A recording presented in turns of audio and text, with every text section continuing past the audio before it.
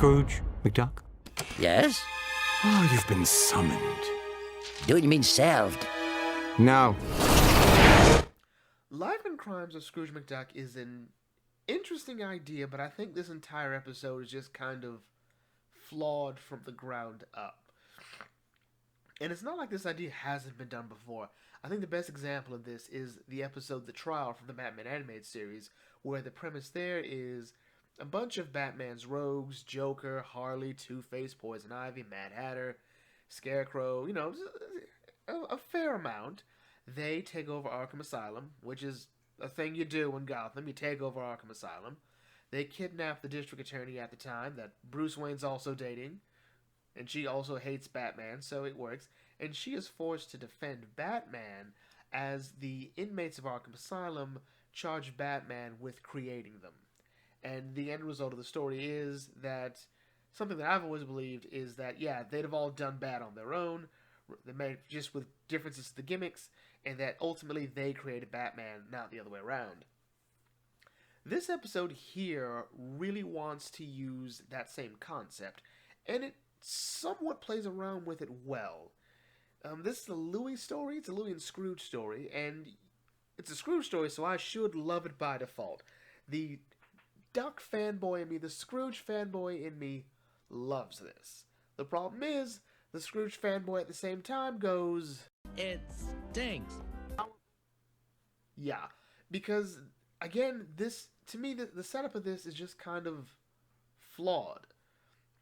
And the reason it is because while the first two, Glum Gold and Mob Eagle, put up both terrible explanations, terrible arguments in favor of their case that Scrooge is guilty of making their lives worse, or of him being the reason why they're bad, it easily just turned around. Like, no one has to spend any time saying, well, no, they do just as worse with or without Scrooge. Scrooge is not to be held responsible for whatever they do just because he was ahead of them one time. Glumgold is an incompetent boob who, yeah, maybe this was the time he tried to, do right. But, yeah, Scrooge was getting ahead of him, and that's when he decided to be a jerk and kill Bobble Walters, who is one of... Actually, she was only really introduced in, a small handful of episodes, but her best episode was Send in the Clones. And what's funny about that is Send in the Clones is also the episode where Magica reveals that her Raven Poe is her brother. Outside of this episode here, Send in the Clones is the only time Magica references her brother being the Raven, or the Raven being her brother. Otherwise, he's just a bird. And this is sort of the problem. Magica's story sort of breaks it, because Magica's story here turns everything on its side. It would be like if all of a sudden the episode The Trial comes into Harley Quinn's story on her story with the Joker, how she came to be, and she found a way to blame Batman for that. That totally changes the entire episode, because now it's Harley's story. Now it's Magica's story, and nothing comes. It's too weird of an episode, too weird of a story, because while Scrooge is not to be blamed for Magica's behavior, it now just it comes so far out of nowhere that it doesn't make sense. And this is something that this series has been doing that I don't think we really pay a lot of attention to, and that's in how the story is sort of structured, and how it's how what one character does doesn't quite reflect the rest of the world. So what I mean by that is, let's go to Season 1. Okay, so Season 1, we know that Dewey wants to know about his mother, and Webby helps out. And the understanding is Della's missing, and Scrooge and Donald know, they just don't talk about it. So Dewey knows he can't ask them. So then other characters, other family members meet the boys, and they never bring it up. And I'm not talking about not bringing it up to them, bringing it up at all. So when Gladstone sees Huey, Dewey, and Louie, he pretty much just refers to them as Donald's nephews, as Scrooge's nephews. But he never seems to bring up Della, or even the fact, hey, you're Della's kids, Celine does, to an extent, but even Cousin Feathery doesn't bring that up. That's the problem because it means that it just leaves the story sort of incomplete, and with no proper build up to it, it just sort of falls apart in one way or another. So then with Magica, the same thing is too. So Magica hates Scrooge for reasons. All right, so we didn't know what those reasons were. Half the time, we thought it was what she always was. She wanted the number one dime, and she wanted to either, get the Midas touch to, become fantastically rich, or to take over the world. It all depends on what your continuity is. So here, she just really hates Scrooge. And this reveal sort of works, but at the same time doesn't. So Magica hates Scrooge because, yeah, she went crazy and turned her brother into a raven.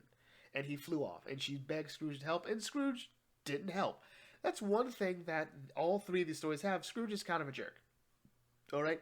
He's kind of a... Well, jerk is, I think, the best word for it. He just doesn't seem to care. Yeah, I don't care for nobody, and nobody cares for me. So doing business with you. Please, help! He's flying away! Sorry, a bit busy at the moment. Granted, with Glomgold and Glomgold and Ma Beagle, there was really no reason to. But with Magica, it just sort of... First of all, that entire premise was just weird. So, the first one, the fact that Scrooge and Glomgold are looking for the same treasure, not that weird. Scrooge even accused Glomgold of trying to move in on his treasure hunting. Okay, with the Beagles, Scrooge is coming to buy Fort Duckburg. That makes sense. This one here, while the idea that his shadow took his dime, that works, but also doesn't explain where Scrooge is in relation to where Magica's castle is. So yeah, and even more so, Scrooge's like, I guess I'll just defeat you and take the treasure. And I'm like, oh, okay, we seem to have gone the other way around. Why couldn't Scrooge just be here to stop Magica and Poe? That would have been the better story. And again, Magica's hurt sort of feels like it should have been a story in itself, and the problem is, it should be a story, and it comes out of nowhere, because now we have to go back and look at every one of Magica's interactions with the family, and we'll find nothing there. Well, there's really nothing there we could argue that says this is why. There's no foreshadowing of Magica's hatred for Scrooge being personal to this kind of level, and that she feels wronged on a personal level. As a matter of fact, this kind of character motivation is out of line for the villains in this series. The villains have been one-note comical jokes. Alright, there's not much depth to them.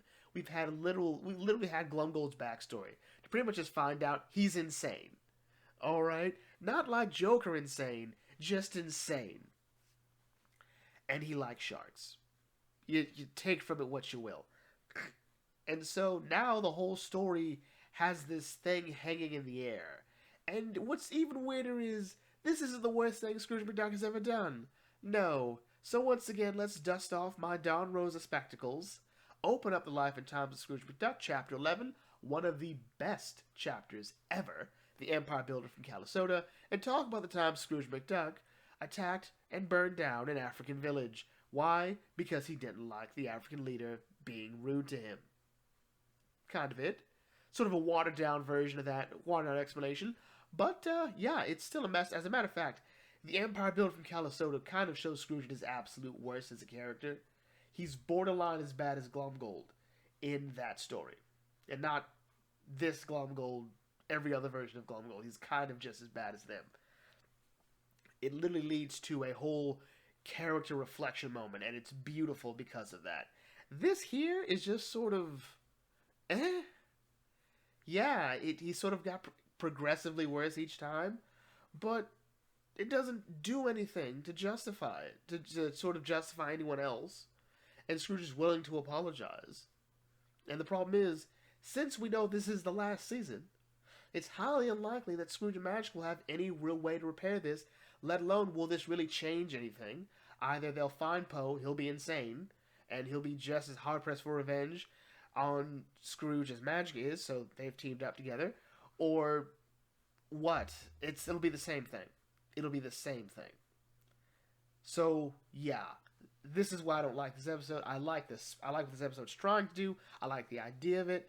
But still, this is one of the worst sham of a trial stories I've seen since Tyrion Lannister's trial. But at least that one was supposed to be a sham of it. The problem is the trial story has become something else that I don't think it ever intended to be. And that's the problem. Also, let's be honest, it's really just me because, I just keep on. So what you're whinging about? I'm not whinging.